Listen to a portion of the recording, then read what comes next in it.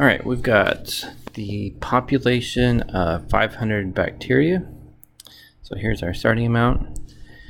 Introduced and grows according to this equation. So here's... Okay, let's see, where were we?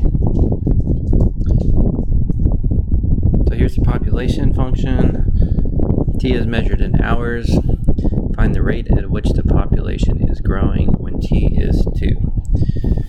Okay, so this is certainly not a linear function. So the rate that the population grows is going to change depending on the time. So to find the population at any given time, that would be where the derivative would come into place. That would tell us the rate of change. And I guess before I even started thinking about taking derivative, if I did this one by hand, I would probably distribute this 500. So 2 would be 1,000. 2,000 T.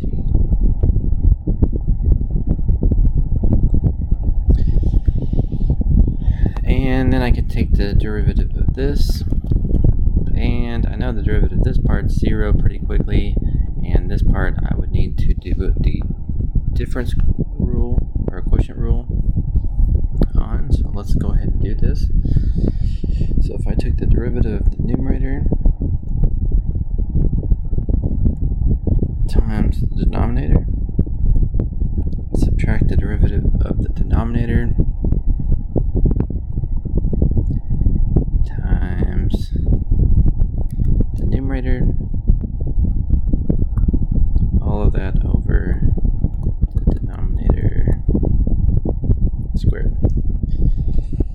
Alright, so I guess I could do some distributing and try to clean this up, but I'm going to want to use my calculator at some point anyway, because I'm interested in when this is 2.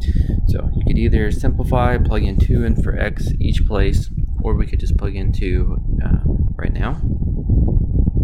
But I'm going to do this one a little bit differently. Instead of doing either of those two things, I'm going to take this opportunity to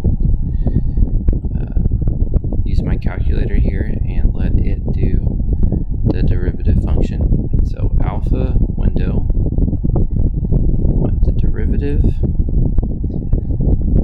with respect to, well, you can say x. I guess I'll go ahead and do t since this question says t. 500 plus